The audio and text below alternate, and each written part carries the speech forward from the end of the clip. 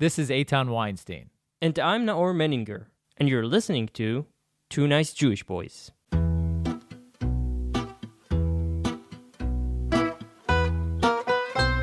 This podcast is sponsored by The Forward. Stay up to date with unlimited access to news, culture, and opinion, all through a Jewish lens. And for our listeners, for 2NJB listeners, get 6 months of The Forward for $15. An exclusive subscription offer for our listeners, forward.com/2NJB, and get 6 months for $15. Also in collaboration with Arutz Sheva, IsraelNationalNews.com. And last but not least, in collaboration with Australian Jewish News, check them out at ajn.timesofisrael.com.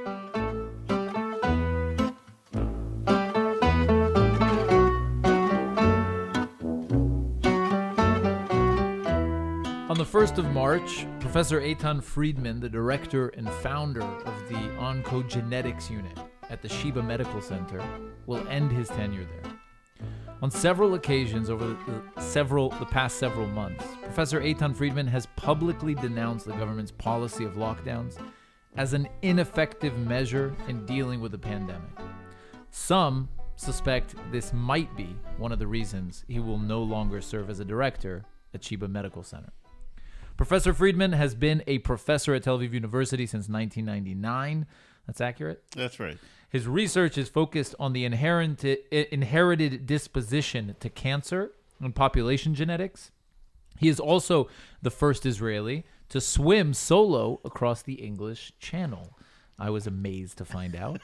We are thrilled to have Professor Eitan Friedman with us today to discuss Israel's corona policies, the current situation of the pandemic, and the price he might be paying for speaking his mind. Hi. Hi. But before we start, we have a Yes. sponsorship, so 1 minute of your time. No problem. Tell us about today's Yes. sponsor. So if you're listening today, guys, you probably have some level of interest in Israel. Well, Masa Israel Journey is just for you. You have to check them out. masaisrael.org/2niceJewishBoys. masaisrael.org/TWO Nice Jewish Boys. But why?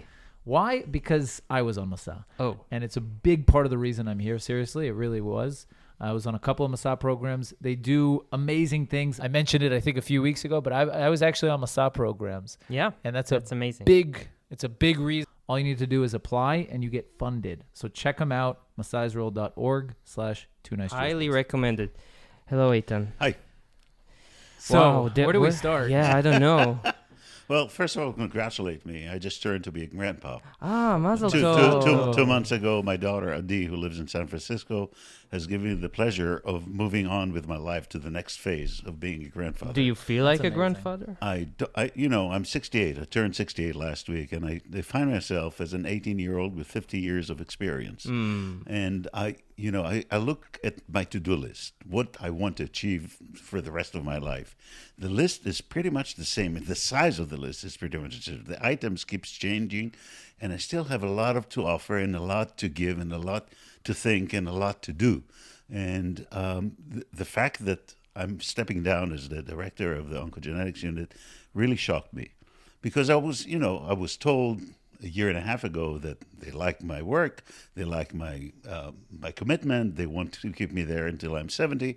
So I planned my life around that sentence or around that promise. And unlucky for me, for reasons that are beyond me still, I got a call and they told me, you end your tenure on March 1st.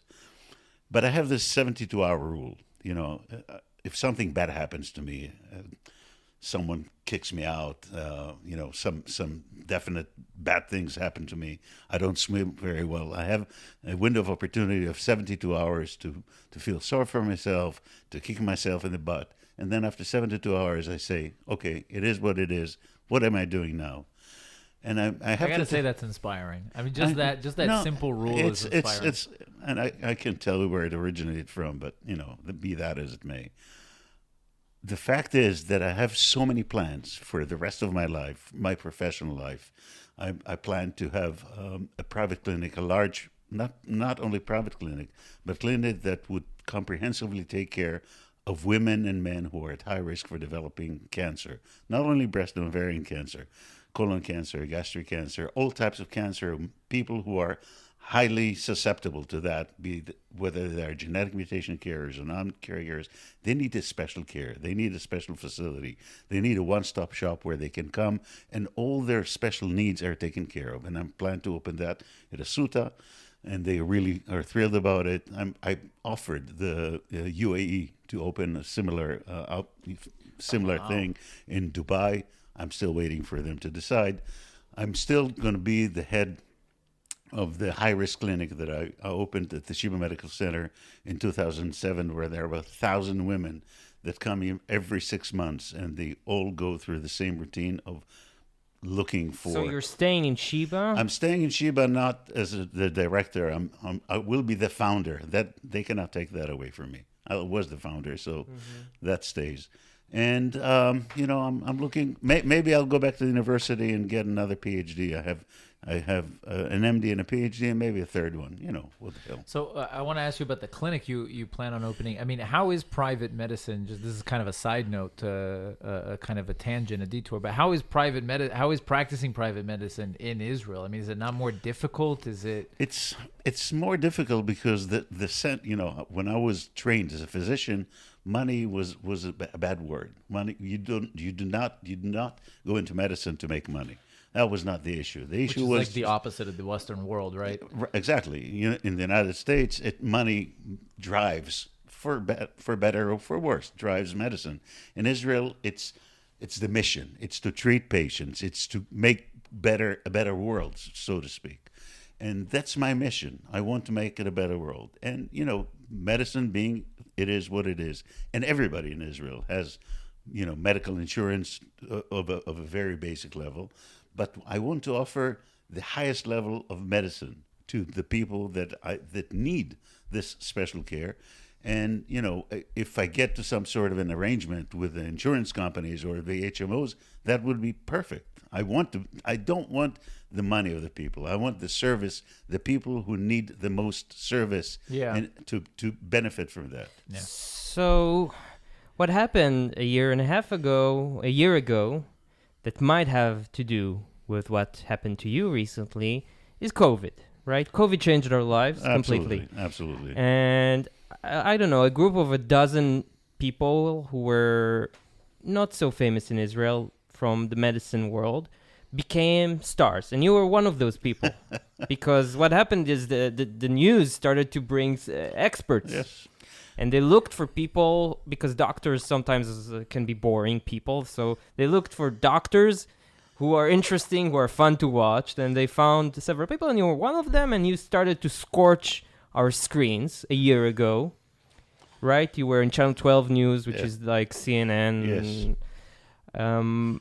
But were you at the consensus at the beginning, or never? No, I was not at the, initially, in February and March of 2020, nobody really knew, including yours truly. Nobody knew. So the very act of nationwide lockdown seemed justified at the time. But then I began to read. I read, outside sources. I read the NIH. The CDC, the WHO, the Europeans, and I saw that there is a mismatch between the recommendations of the CDC and what is going on in Israel. And I started to question that. Explain. What's the mismatch? For example, we have been told that lockdowns work, and the fact is that lockdowns don't work. And I'll give you a specific example.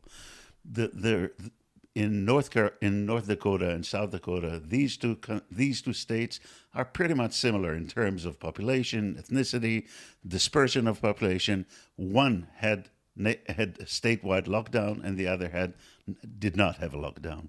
The rate of transmission of COVID-19, the number of affected individuals, the number of people who died of COVID-19 in both these states is identical. So there is no sense in imposing a nationwide lockdown, not to mention an amazing price, which is not being taken into consideration in Israel, of unemployment. Unemployment kills. There is a rule of thumb saying that for every 10% unemployment, each unemployed individual loses 1.7 life years. So 1 million people, 1.7 million years lost in Israel. And if you think, what is the purpose of a lockdown? To flatten the curve, to make sure that the healthcare system is not overwhelmed with a lot of patients in one time.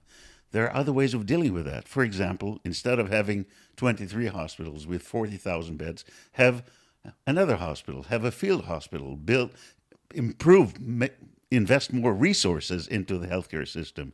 The healthcare system has been dried out for the last 15 years. But let's stick to this point, because I saw graphs of and you see that during the Netanyahu years, in the past 12 years, actually the budget for medicine grew. The budget for medicine grew, but it was not invested in the right spots. Things have been invested, but the number of doctors and healthcare professionals per capita in Israel has been stable for the last 40 years. It has not changed. But it's a matter of money? It's a matter of tkina. It's a matter of having enough people and enough slots that are paid by the government to fill these slots. So you need more resources. You need and let's say that we have not been able to flatten the curve. We did. Let's say we have not. There are enough soldiers. There are enough physicians in the army. There are enough physicians who are at the verge or post the verge of retirement. You could recruit them for 6 months and prevent the nationwide lockdown. On top of that, nationwide lockdown, the cost of a single day of a nationwide lockdown is exactly equivalent to the healthcare basket increase a year. So 28 days is 28 years of additional healthcare basket budget. Per person? No, per day. Per day. So it's 300, 400 million Israeli shekels every day, and that's the size of the addition to the healthcare basket. I know that with a healthcare basket, you save more lives than with a nationwide lockdown. That's a given. It's true. On top of that, the whole issue of education, lock the schools down. Children are not susceptible to COVID-19. This has been known. We have children hospitalized right now. You know how many children are hospitalized in Israel right now? Several dozens? Until the age of 19? 9. That's not a reason to close the educational system. That's not the reason to close schools. The CDC and WHO say recently, if you go into a lockdown, close the schools last, open them first. But can't the kids contract COVID at school and bring it home? I mean, the fact is that 85% of children within the educational system in Israel who are infected, PCR proven infected, were contracted the disease at home, not in school. But then they bring it to school. Well, they don't infect other kids. The disease in children is very, very mild. Very mild. It's not. Meaning also the level of contagion is lower? The disease manifestations are not as bad as in adults. They rarely go into hospital. They rarely require ventilation. In the United States, there are 500,000 people who died of COVID. Excess mortality is a little bit lower than that, but 500,000. Up to the age of 19, less than 200 kids in the entire United States have died of COVID. This is not a major driver of the pandemic. A huge percentage of the 500,000 are actually, 70 plus? 60 plus? 65 plus, yeah. 65 plus. Of the dead individuals. But the teachers wouldn't want to take that risk, and rightfully so, before vaccinations, of course. There are other ways of dealing with that. Israel is a country full. It's not Canada. It's not Alaska. It's not Sweden. It's a country where you can actually have classes outdoors, and they've done it in Eilat, by the way, before the second lockdown. They've done it. It's possible to have classes in the parks along the beaches. It's just a matter of putting your mind to it and saying education is of prime importance. I'm not talking about the very education. Look at the interaction, the social interactions of kids. They lose the interaction. They will not be. This would be something that we would pay the price many generations to come. And also look at the number of individuals who gained weight in Israel. Bluntly said, a fat kid is would be a fat adult, and fat, obesity is the pandemic of the 21st century. 42% of adult Americans are overweight, but up to 9% are obese. BMI of about 40. Which might also explain, by the way, the high COVID death rate, since Of course, it's a obesity, obese country. hypertension, diabetes, Yeah. and older age and male gender are all known risk factor for death. But to me, another issue in the Israeli government is the lack of transparency. The whole protocols of the Israeli government are locked down, are concealed for 30 years. Why? I want to understand what went on. What were the reasons why you used the lockdown? It's for the public good. No, it's bullshit. It's not for the public good. Trust me, it's not. There's actually they apply to the courts now with that. Well, I don't know if the court would intervene or not. I'll just give you one example of things that made me question the rationale of the entire behavior of the Ministry of Health. Sometime in May, Israel bought 10 tons of hydroxychloroquine from India. At the same week, I thought you were going for the respirators. That's also. We have 5,000 respirators. We don't need them. We now know that kills. it's Yeah. Wait, explain this. The respirators kill? no. Yes, the less.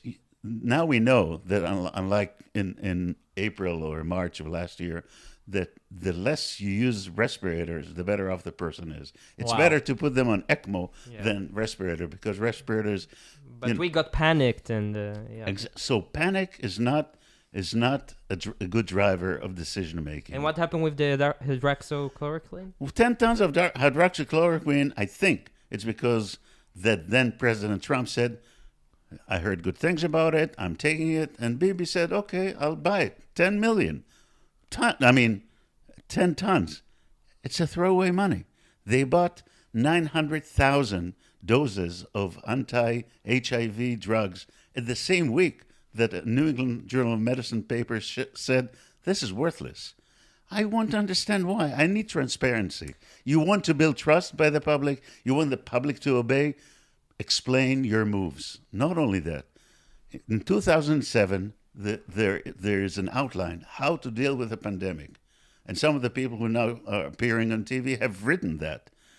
Nobody pulled it out of the drawer. There are drills, there are outlines, there are guidelines, what to do in this case. Nobody has used it. Lockdowns is a last resort, according to that. Lockdown is a last resort, and it should only be saved for when you feel that you need to flatten the curve. We were never, ever near that. Never, ever near that. But okay, let's go back to the experts. We started on the. It's a lot. with No, an it's optimistic- good. yeah. It's good. Let's go back to the experts because the politicians are responsible, but they basically said we are going to listen to the experts. Did they? Who are the experts? Let me ask you, who are... Ministry of Health No. executives. You need a multidisciplinary team to make decisions. In that team, in the team that they have, the the people who led the way are not physicians. They're not epidemiologists. They're people who are computer scientists. Grotto is an epidemiologist. Grotto was shut down really early on. I mean, I know. Waxman, who is the head of the advisory committee he's not a physician. He's a great physicist, but he's not a physician. I have not seen in that group of people any pediatrician, few epidemiologists. The people who are the leaders of the public healthcare system have been adamant about include us as part of the advisory committee. They were not. I did not see a psychologist. I did not see a psychogeriatric individual. I did not see Economists. Economists. Although Bar Simentov was, before he was the CEO of the Ministry of Health, he was the CEO of the Ministry of Finance. It wasn't CEO. I think he was responsible for a subset Maybe, of the yes. budget. Yeah. That- But he's an economist. The thing about it is that you need a team of experts to look at the entire COVID pandemic crisis, not in a very, very narrow manner, to look at it from different angles and take into consideration the recommendations. You know, the people, the head of the public health school in Israel, Professor Levin and Nadav Davidovich, are with me on the same platform. We say the same things. It's their job. They came, they gave their opinion. Nobody listened to them. Nobody listened to them. Wait, who are these people, and what forum are you talking about? There's a forum of public health experts in Israel, and these two guys are the leaders of this. And they're basically saying the same things. They're saying the same thing, maybe not in a very adamant manner as I am, because they're, you know, they want to be in politics. My career is behind me. This is the beauty of being 68, 67 or 68. I don't care. I've achieved what I've achieved. I don't care if they fire me. I need to be honest with myself, to look at myself in the mirror and say, I said the truth. This is the science. It's not, I don't need to say it. Maybe someone will fire me. That's not a consideration. The consideration is I want to tell the public the truth, and as of March 1st, 2020, I started having a post, which I called my Sane Corona Corner on Facebook. 5 to 7 minutes, and every day initially for 6 months, and now 3 to 4 times a week. I look at the data. I explain, you know, what cytokine storm is. I explain why I don't think lockdowns work. There is, by the way, an article comparing nations who have done lockdowns and nations who have not done lockdowns. There is no effect on growth rate of the COVID-19. So let's talk about, because I mean the biggest one in the news is always Sweden, and it was kind of like a promising example of how they didn't do a lockdown, and they capped it at like 5,500, 5,800. But then there was all of a sudden the second wave. So can you talk to that example a little bit? I can talk about Sweden. First of all, I lived in Sweden for 2 years, and I can tell you they're not idiots. They're very smart people, and there are two things about Sweden. First of all, the people who led the way, who led the path, are not the politicians. They're the epidemiologists. And the politicians told them, what do you need from us? And we will provide you with the means and resources to handle this. This is one thing. And Swedes are not like Israelis. Israelis, you tell them, don't go out. Why am I not allowed not to go out? And he's allowed to go out. It's always, you know, it's the why also, me. they're more homogenic. And they trust their government. When the Swede tells you, maybe you should stay at home and work from home, it's actually, the subtext is stay at home. You know, not maybe stay at home. Stay at home, and they obeyed. And you know, if you look at Sweden, the mean age in Sweden is 42, 43. In Israel, it's 29.9. Also, lots of singles. No. Small families. Age is a factor in determining outcome of COVID-19. In Sweden, every year, 90,000 people die. In Israel, 44,000. In Israel, 5,400 individuals died directly or indirectly related to COVID. In Sweden, it's 9,000. It's less. Relatively, in Sweden, less people died. Per capita, you mean? Per capita, yeah, compared to normal years. And I think if you look at Japan had no lockdowns. Sweden had no lockdown. And in the places where there were the highest rates of death, Peru and Belgium had the worst lockdowns. But wait.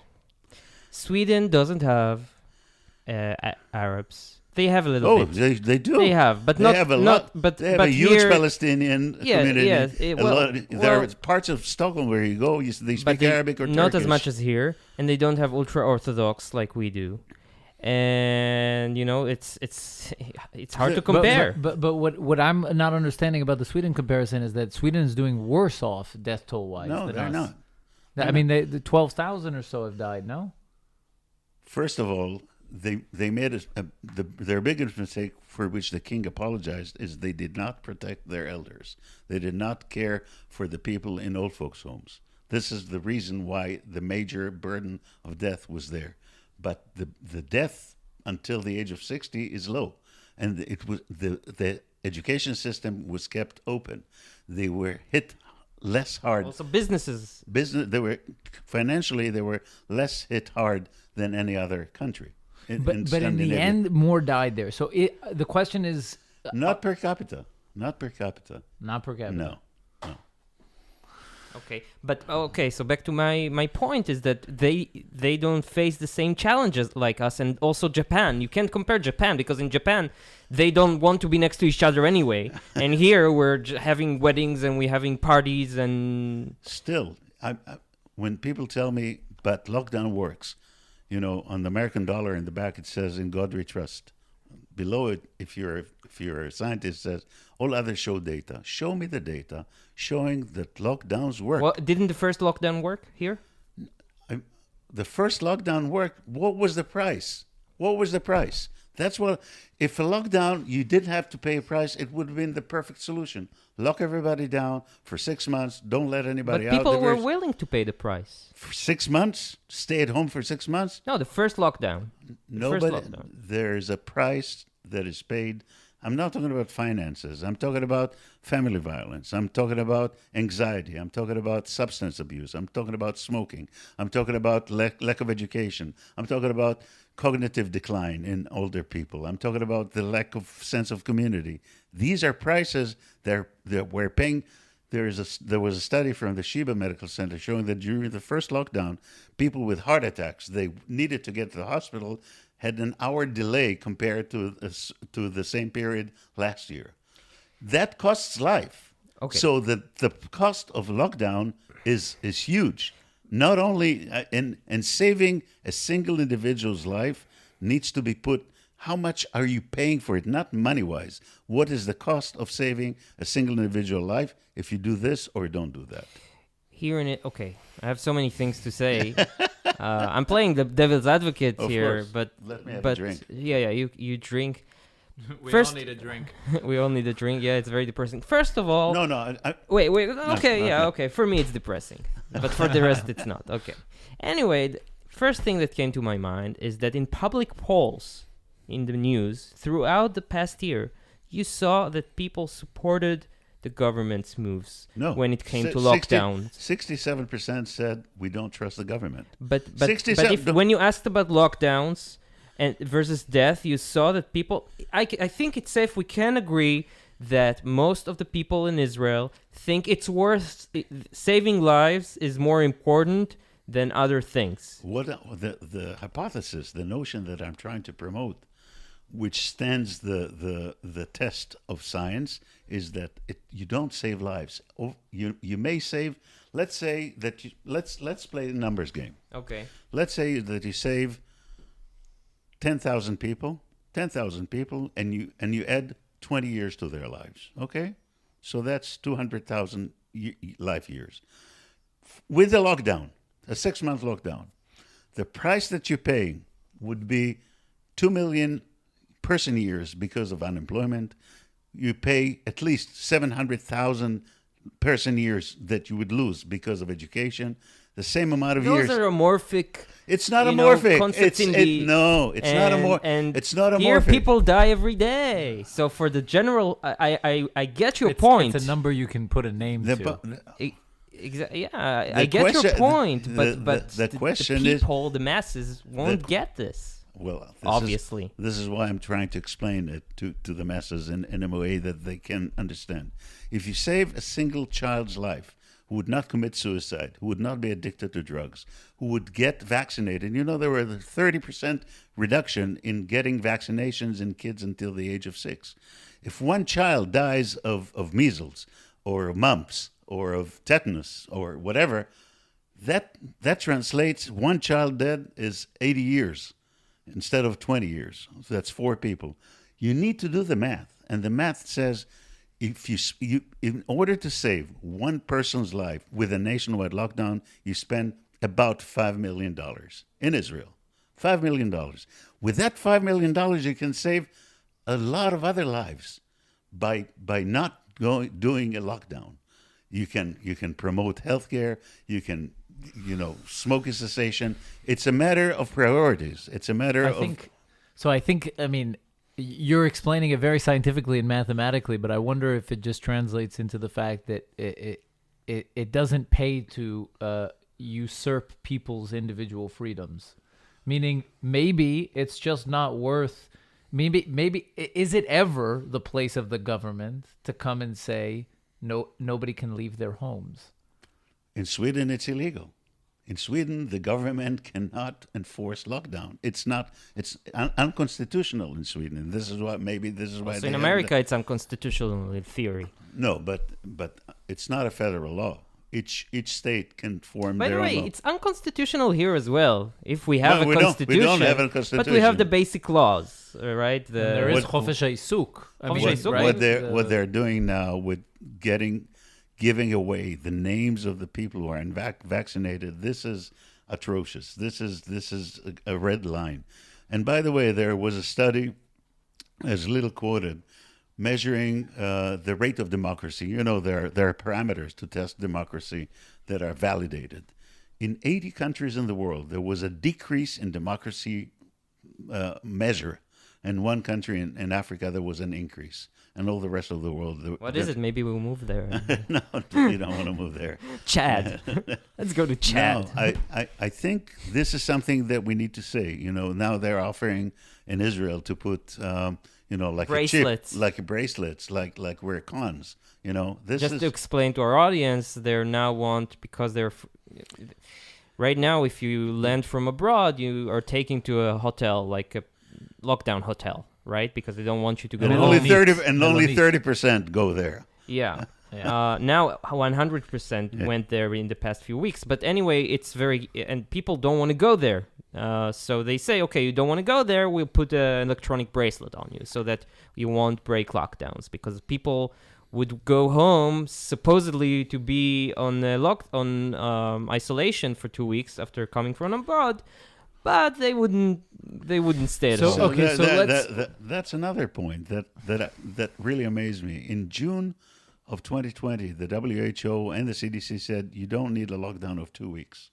It's satisfactory to have 10 days because the virus is very little infective after that.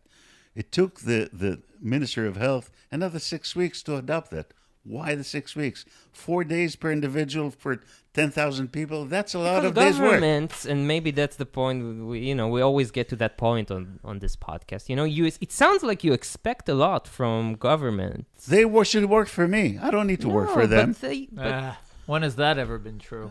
It should be true. No, I know. I agree. It should be true. But let's talk a bit about the blowback, because you've been stating this for a while, but recently there was a documentary, or not a documentary exactly, but a news piece made, which you participated in along with many other doctors, by two television personalities called Orly and Guy, and it came out, and there was this huge blowback. Who's to say if this was actually the straw that broke the camel's back? But why is it such a controversial issue? Why do you think? Because what you're saying right now, if I say to anybody that I know, I'm immediately sent 14 Facebook posts and 2,000 articles and said, how can you believe in conspiracy theories? First of all, the movie was great. The name was not great. What if the whole world is wrong? No, this is being pontificating. It's TV. It's not. It's not. The title was wrong. But the only things we said in the movie are what I just said. There's a price to be paid. You don't need a lockdown. You can keep the educational system working. And at that time that we made the movie, the flag of the Minister of Health, the healthcare system is about to collapse. Watch out! At that time, the number of people at the Sheba Medical Center in the Corona departments was 9.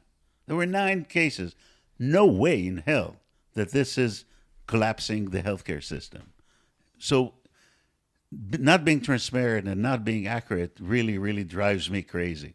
And they use it as a means of keeping us very, very scared and very, you heard about the mutations, you heard about the collapse of the healthcare system, and not being transparent and not telling the truth as it is, and not making the public part of the decision making, but keeping us very, very scared. That's not a way to treat the public. The movie The movie was sensational. Well, a TV persona, sensational. They've taken a slot from here, a slot from there.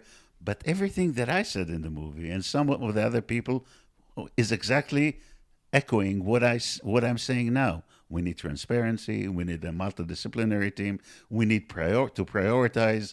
Lockdowns don't work. There is no collapse of the healthcare system. And if there is imminent collapse, we can overcome that not by a nationwide lockdown. The thing about that is that people who want to maintain the current situation at the Ministry of Health use that as saying, oh, these guys are corona, they're anti-vaccines.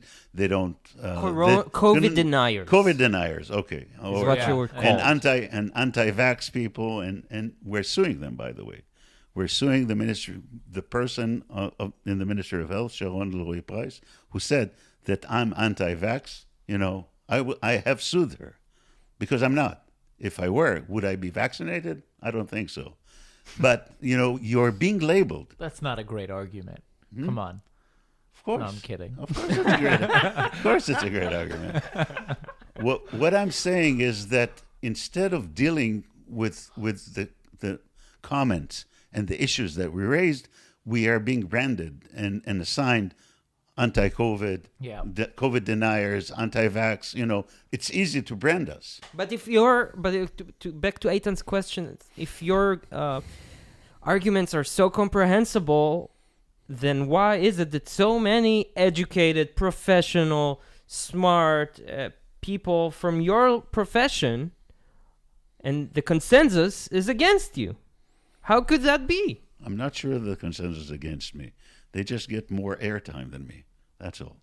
I'm not sure that the consensus... Put it on a T-shirt. And No. What I taught my girls and what I taught myself, because my father taught me, you need to stick with the truth. I'll give you an example from a different era. For years, the Minister of Health has promoted the issue of cell phones cause cancer. And ever since that time, I think it was in 2003, and ever since that time, I made it an issue, a personal vendetta, if you will, to prove that cell phones do not cause anything. They're not associated with any health hazard. There are people who are idiopathically, for reasons that are unknown, are allergic to some sort of environmental factor. Cell phones have nothing to do with that. And cell phones cannot cause cancer. Even though I don't know if I was the only one, but I was a few of the selected few, and I was scorned for that. Cell phones do not cause cancer. And this is the truth. Okay. And despite the fact that I was one of the few people in Israel who said it out loud, and I was scorned for that, I don't care. Even cell phones in an elevator? Even 5G? No, really. Cell phones in an elevator?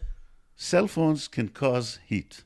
Heat does not cause cancer. If heat caused cancer, you would expect the rate of cancer in North Africa to be higher than it is in Switzerland, and it's not. Okay? So heat in and by itself cannot cause genetic mutations, cannot induce genetic mutations. And anything that does not induce genetic mutations, it's biologically implausible that it will cause cancer. End of story. Okay? I mean, but but no. So the fact that I'm an outlier, I'm not part of the herd, people are afraid. People, especially in the early stages of their career, are afraid to speak their mind out. They take into consideration, how would it look? Maybe I'm not part of the consensus. Maybe I'm afraid. I don't give a fuck. But I love how you bleeped out the wrong word. But again, to push my point further, you look at all Western democracies, almost all of them utilized lockdowns. In Europe, the UK, not Japan, not the South Korea. Western the democracies. point is the fact that many people do something does not make it Exactly. logical. or Yes, right. but why? Why would they do that if it's so irrational? That's what I told Eitan. but This when Eitan. has- Wait. I was saying to Eitan, everybody's wrong and you're right. No. England, the UK is wrong, and France is wrong, and Italy is wrong, and Belgium is wrong. Yeah. Everybody's wrong. I'm comfortable with that idea. Yeah. the thing about it is that everybody looks around, and every government excuse my expression, is covering their asses. They are looking at the inquiry that would come following this pandemic, and they don't want to risk it. So if someone in Belgium said we need a lockdown, someone in the Netherlands said if they're doing a lockdown, we should do even a harsher lockdown, and then someone in Luxembourg says we need a further. Sorry, they're all a bunch of idiots. They're not a bunch of idiots. They're afraid. They're afraid, and as I said, initially lockdown was okay. We didn't know. This is your first reaction. But now we have a year long of science, of medicine, of research. We have vaccines. Lockdown after lockdown is not policy. It's cowardness. Oh, man. So how do you see Israel's situation right now with the vaccines? I think Israel is in an amazing position. Today we're at 50% of the population. Of the entire population, and people above the age of 60, in it's over 80%. It's 85% in some cases. It's an amazing achievement. And despite the fact that I don't like the current prime minister, kudos for bringing in and being on top of it. Kudos for the HMOs who can distribute it very, very effectively, and more so for the Israeli citizens who understand deep in their hearts, in their minds, this is the way out of this pandemic. This is the way out of this misery. Is it though? Because restrictions are still upon us. Well, the restrictions would be lifted when the next piece of evidence comes along. We know now that people who are vaccinated are self-protected. So the chance of you getting bad COVID requiring hospitalization, intubation, ventilation, or death is really, really low, even if you're old. Transmitting the disease? Transmitting the disease, the results are beginning to accumulate, showing that even after the first vaccination, it goes down by 2/3. If it is true that it is as effective as the vaccine, self-protecting and transmission, we'd be out of it by June, the end of June. But I and if you look, and if you look, I don't doubt it. I'm saying I think that you listen also even in the States where freedom is such a high value. 27% reduction in the number of newly affected cases over the last week. Yeah, but I'm saying that even in the United States, you hear people like Dr. Fauci, who is so respected there, saying things like that. We don't even know if we're going to get back to normal by the end of the year. He said we'll get to some degree of normalcy by autumn. He said which that. is crazy. Well, No. I mean, if you vaccinated over 200 million by the summer, I mean, shouldn't the States be back to normal pretty much? It should be.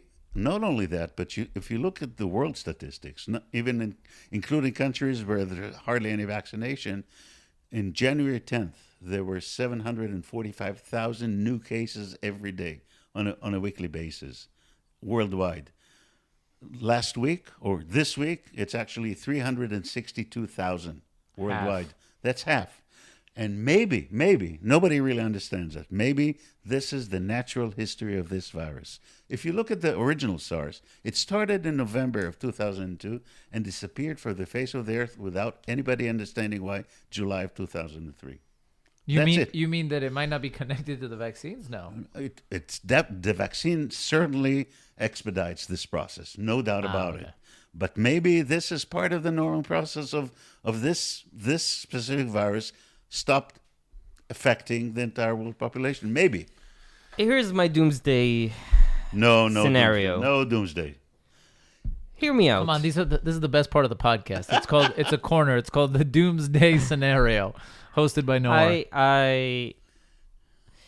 I say that the clerks in the Ministry of Health, Sharon Elroi, your friend, good friend, yes, who you're suing, and the CEO and all the guys there, I say they became like the power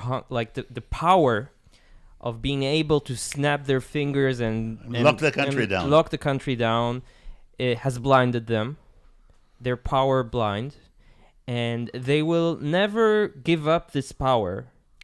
And they will always find a new reason why we should have masks, be on lockdown.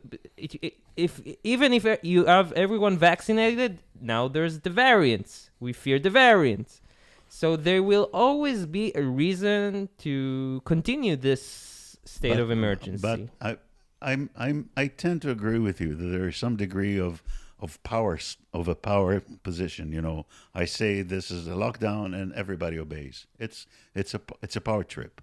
But I think the public is not dumb. You can fool all the people some of the time. You can fool some of the people all the time. You can't fool all the people all the time. You heard about the collapse of the healthcare system. You heard about the variants. You heard about this. You heard about that. We understand now that this is a true pandemic. This is a crisis. It's not only medical, but it's global. It's more multidisciplinary crisis. But we understand that it has a shelf life, and the shelf life is about to end. And we look at the data, and we look at how we deal with that. When we look at the vaccinations, and we look at the rate of decline worldwide, we know this will end. This is what all pandemics have done so far and along the history of mankind, even before we had vaccines, even before antibiotics. Look at the Spanish flu. A year and a half, 50 million dead.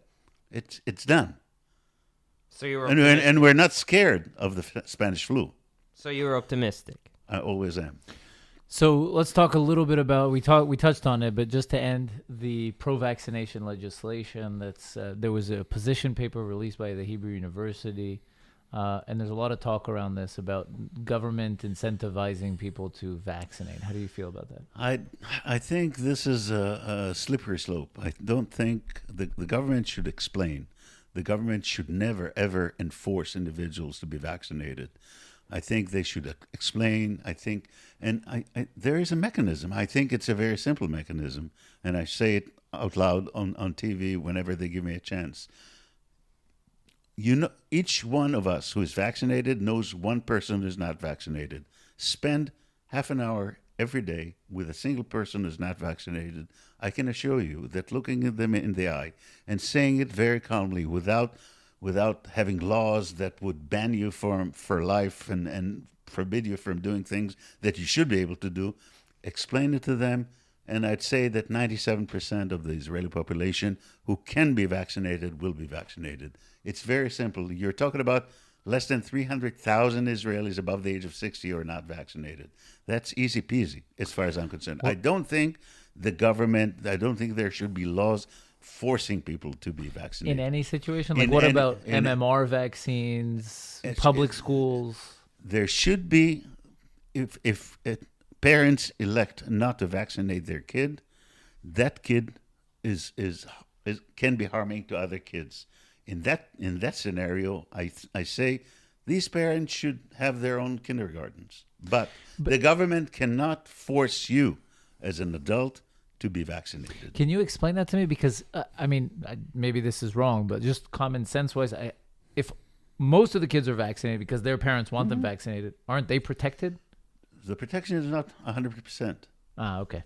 Okay, so it's enough. Like with COVID. Exactly. 95%, 91%. What's with Johnson? What's the level of MMR vaccines? It's probably 97%, but still, it's I see. It's 1%. You know, the vaccines throughout the history of mankind, vaccines have saved close to 500 million people. Just children's vaccines. The vaccines in the 20th century are the primary reason why the average lifespan increased from less than 50 years to over 80 years. Really? Wow. Because childhood mortality has decreased tremendously because of the vaccines. And the achievement of the COVID vaccine, which is just this phenomenal. This is phenomenal. This is unprecedented. And a lot of the concerns of people who do not want to be vaccinated is it's too early to know, I will wait. Those people who say I will wait, if they're not physicians, if they're not epidemiologists, if they're not molecular biologists, have no tools to assess the efficacy and safety of these vaccines. They should listen to people who do understand that. So I will wait.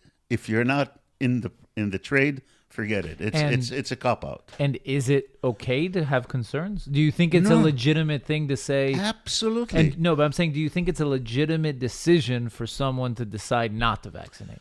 I think it's a legitimate decision for him, but he should take into consideration not only the effect that it has on him, but on his community, on his country. And that's something that's hard to explain, but I'm responsible for myself. No, you're a menace to your entire community, and that is something that you should be concerned with and you should take into consideration. So I just want to follow up just with that, because you said you're a menace. So that's what I'm wondering. Is it a moral and civic duty to vaccinate with this specific vaccine, or is it legitimate for someone to say, I don't know. I talked to doctors. Some of them gave me some answers. I don't know. It's legitimate to have concerns, but those concerns can be answered if you know the data, if you understand the reasons why we call for people to vaccinate. And every decision that you make in life, there is a pro and a con, and there is a cost and benefit. The benefits of being vaccinated at this stage of the game with COVID-19 vaccine far outweigh any potential harm that you can do to yourself. So then let's talk just 1 minute about that. 10, 20, 30 years. What are the risks that are possible, or is there no real possibility of risk down the line? Nobody knows, because this is a relatively new vaccine. But if you extrapolate from previous vaccines, even though they were made with a different technology, there is no biological plausibility that this specific vaccine can cause DNA mutations. It does not enter the nucleus. It does not cause infertility problems. It does not cause any long-term effects, because the messenger RNA molecule is very unstable. Once it enters the cell cytoplasm, it does what it does. It makes the protein, and then it degrades. It does not go into other places in the body. So biologically, the plausibility of this vaccine causing long-term problems is really close to zero, but I don't know. But you need to weigh it also against COVID, which we do know. Exactly. This is the cost-effectiveness analysis. Yeah. Okay. One last thing. I'm vaccinated, by the way. I know. Well, Second vaccine. No. This is a conversation. Yeah. You know. One last thing. So what made you come up with the 72-hour rule? Nice one. Yeah, that's good. In 1976, I met my girlfriend then, who is now my ex-wife, in the Greyhound station in Salt Lake City, Utah. And she came and hugged me and said, I have good news and I have bad news. The good news is that I love you very much. The bad news is that I'm getting married, and it's not to you, to someone else. 72 hours, I just disintegrated. After 72 hours, I snapped out of it and I said, okay, this is what it is. What do I do now? So that's the reason for the 72-hour rule. Damn. That's a good story. Wow. And now you're happily married. No. I don't make too mistakes. No, she's a wonderful woman, and we have 2 amazing daughters, but the married life doesn't suit everyone, including yours truly. Okay. But you're a grandfather. I'm a grandfather. I have 2 daughters who are amazing. They don't look like their dad, so they're better off. Okay. Wow.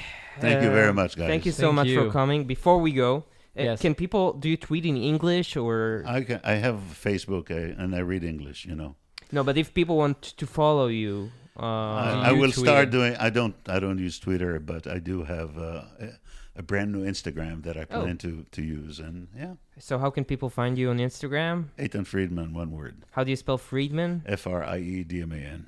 And Eitan is Eitan. Yeah. Not Ethan Allen. Yeah. Eitan Friedman. And okay, cool. And okay, so we got this out of the way. Also, before we go, yes, we are, like we mentioned at the beginning, sponsored by Masa Israel Journey. Check them out, masaisrael.org/TWO. Nice Jewish Boys. masaisrael.org/2 Nice Jewish Boys for great opportunities in Israel. Check them out. Also, forward.com. Yes. The Forward. The Forward is a great source of news and an opinion, all through a Jewish lens. You got to check them out. Yes, we're there. Yes, we are. And they have newsletters and highly recommended content. Also, forward.com/2NJB. Yes. Also, yeah. Wait, we haven't even started. Also, Arutz Sheva. Arutz Sheva, IsraelNationalNews.com. Yes. Check them out. IsraelNationalNews.com. And last but not least, the Australian Jewish News. Because we're global, just like the pandemic. Yes. AJN.timesofisrael.com. Check them out for the Australian angle for Jewish news. And we accept donations, so please help us out. Go to twinjb.com/donate. And that's it. Thank you so much. Thank you very much, guys. Thank you. I had a Great great pleasure. time. Thank you. Bye, guys.